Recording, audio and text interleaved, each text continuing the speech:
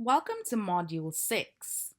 In the previous modules, we've spent a lot of time building the different pieces of a social media strategy. Now, we're going to focus specifically on content and, more importantly, what makes people want to share content.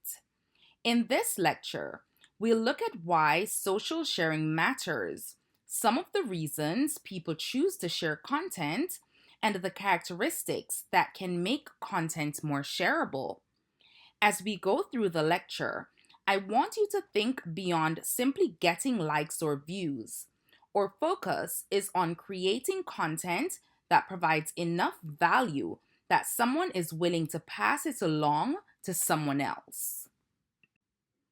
Let's start by looking at where we are in the strategy. We began with goals and objectives by asking what we're trying to accomplish.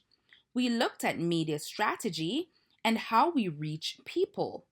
Then we defined our target audience and examined the competitive environment. Now we move into content and sharing. At this stage, we're asking, what can we create that our audience will actually engage with and potentially share? And you'll notice how closely this connects to everything we've already discussed. You can't determine what your audience might find valuable if you don't first understand who that audience is. So, why do we care about social sharing? One of the biggest benefits is that sharing can extend the reach of your content beyond the audience you already have. When someone shares your content, they're introducing your message to people who may not currently follow or even know your brand. Sharing can contribute to credibility and word of mouth because a message is no longer coming only from the brand. Someone else has decided that the content is worth passing along. Over time, this can help increase awareness, generate conversation, drive traffic, and potentially contribute to conversion. As we continue to move through this module, I want you to remember this. You don't have to go viral. We often associate successful social media content with millions of views or shares. But from a strategic perspective, reaching the right people can be much more valuable than reaching millions of people who have little interest in your brand. If your content reaches the appropriate audience, generates meaningful conversation, builds credibility, or brings new people into your brand community, it can be successful without even going viral. So think about strategic relevance rather than virality. Now we get to the important question: why do people share content in the first place? There isn't one answer to this question. People share because they want to connect with others. They may want to provide useful information, express an opinion, support a cause, entertain someone, or recommend a product or experience. Sharing can also help people maintain relationships. Think about how often you send someone a video or post simply because it reminded you of them. For brands, understanding these motivations is important because we're not just asking people to distribute our message, we need to give them a reason to want to share it. This leads us to another important idea. Sharing is also about the person doing the sharing. When people share content, they're often communicating something about themselves. Maybe the content makes them look informed. Maybe it's funny and reflects their sense of humor. Maybe it shows that they care about a particular issue or that they belong to a certain community. So when you're developing content, don't only ask, what does this content say about my brand? You also need to ask, what does sharing this content allow someone to say about themselves? The shift in perspective can help you think differently about why someone might share your content. We also need to think about who has the ability to amplify content. Creators and influencers can play an important role because they've often established communities around their content. They may have expertise, credibility, or strong relationships with their followers. But influence isn't limited to professional influencers.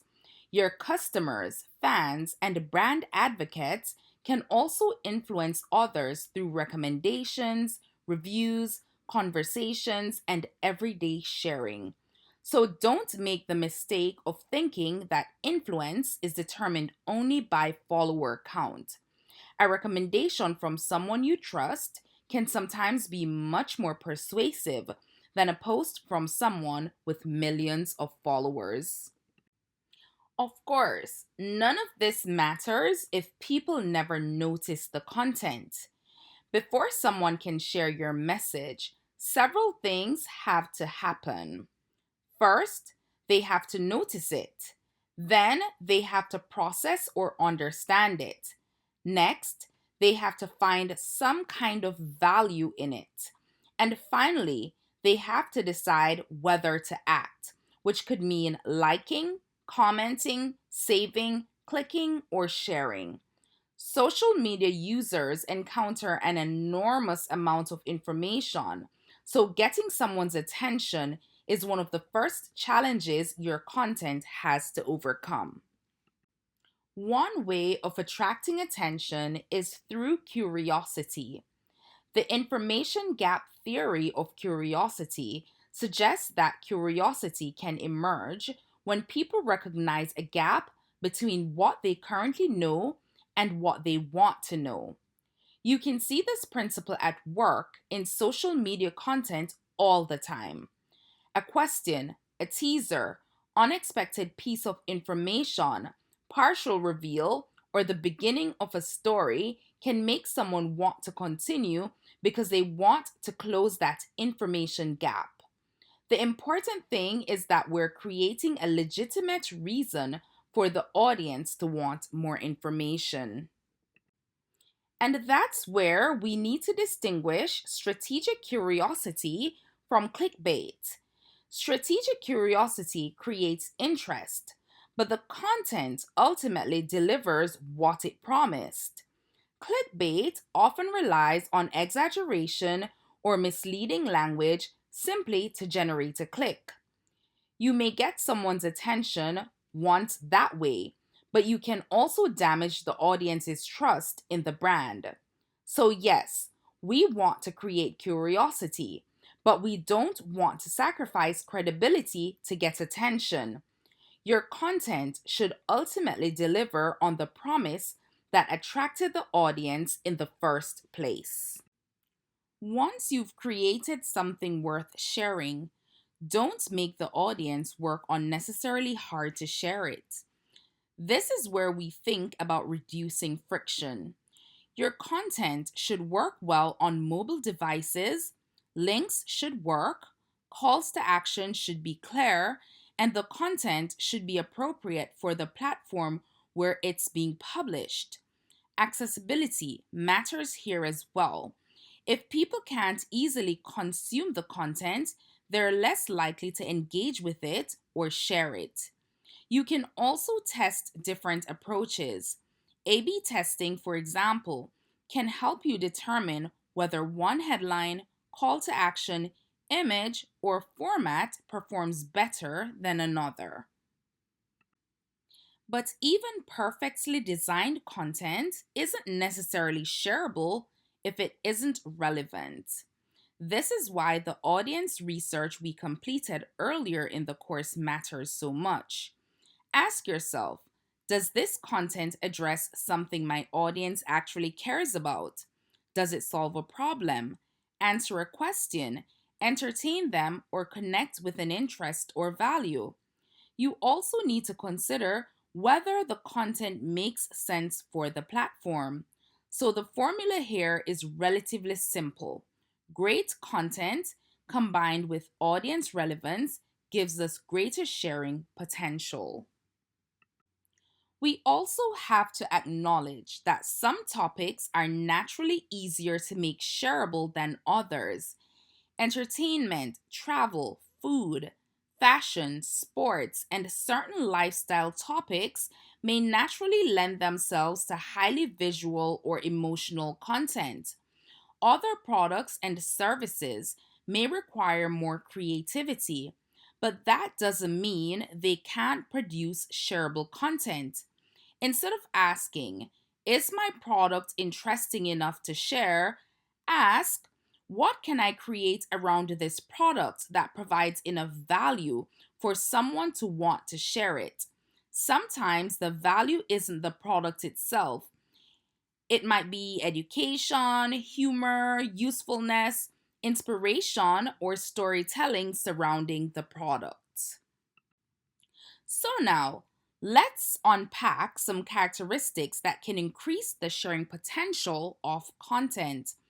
We're going to focus on 6 ideas: simple, unexpected, concrete, credible, emotional, and story driven. These aren't guarantees that something will be shared. Remember, we can't control what audiences ultimately decide to do. Instead, think of these as principles that can help us create content that people can understand, connect with, remember, and potentially want to pass along. Let's look at each one more closely. First, keep the central idea simple. That doesn't mean the idea has to be boring or overly basic. It means the audience should be able to understand what you're trying to communicate. One example is Coca Cola's Share a Coke campaign. The central concept was incredibly simple: put people's name on Coke bottles and encourage consumers to find and share them. People immediately understood the idea, and the product itself became part of the sharing experience.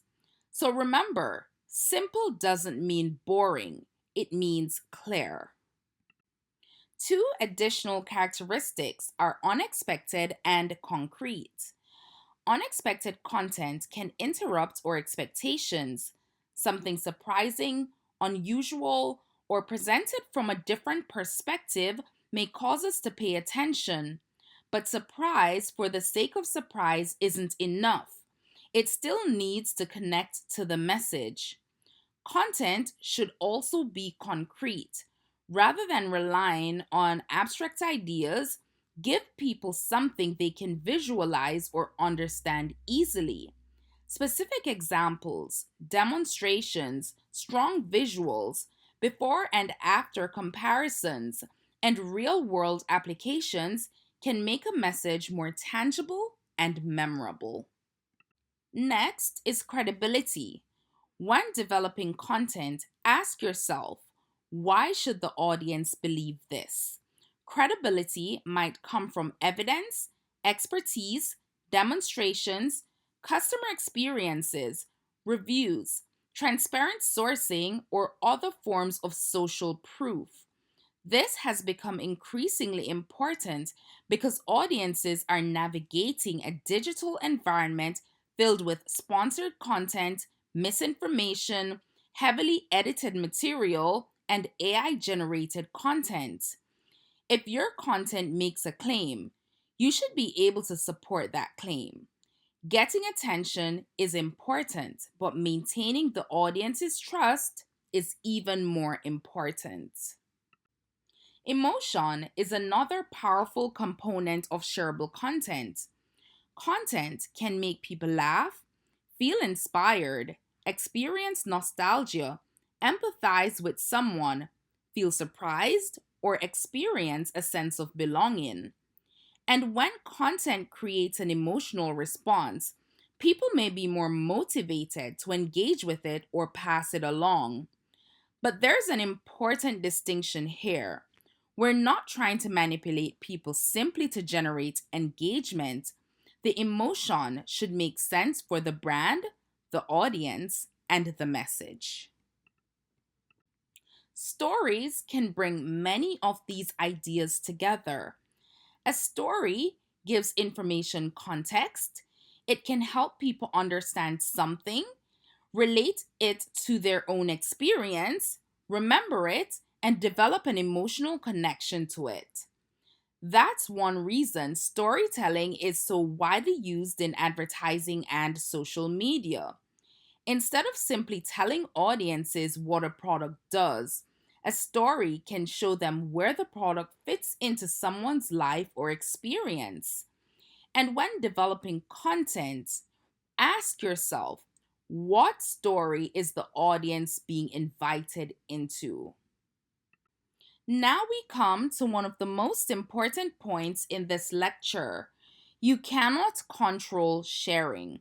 You can understand the audience, you can create strong content, you can test different approaches, measure performance, learn from the results, and refine your strategy.